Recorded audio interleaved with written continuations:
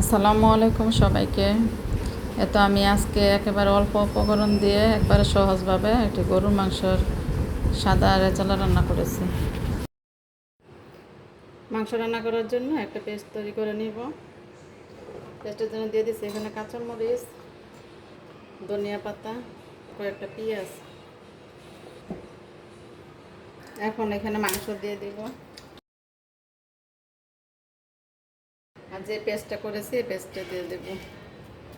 দিয়ে দেবো আদা রসুন, কুচি করা পেঁয়াজ, ধনিয়ার গুঁড়া, আর দিয়েছি জিরার গুঁড়া। এখানে নিয়েছি আস্ত মশলা, এখানে আছে জয়ত্রী, স্টার, তারপর লং, এলাচ, গোলমরিচ, দারচিনি, তেজপাতা,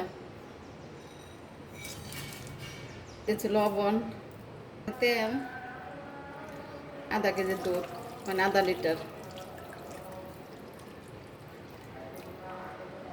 এই দুধটা দিয়ে রান্না করব। এখন হাত দিয়ে মেখে নেব। এখানে আর কোনো পানি দিব না, এই দুধটা দিয়ে রান্না শেষ করব।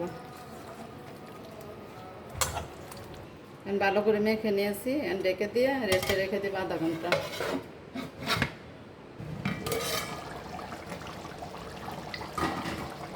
মাংসটা রেস্টে রাখার পর আমি চুলায় বসিয়ে দিয়েছিলাম, আর রান্না করতে করতে যখন এই পর্যায়ে আসছে, কাঁচামরিচ আসতো কয়েকটা, আর একটু এলাচের গুঁড়া, আর দিয়ে দেবো গুঁড়া দুধ, মিক্স করে নেব।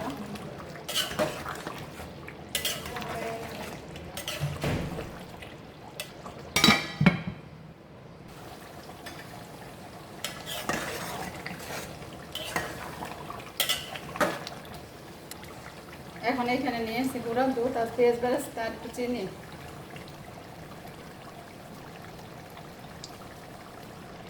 এগুলো দিয়ে দিব।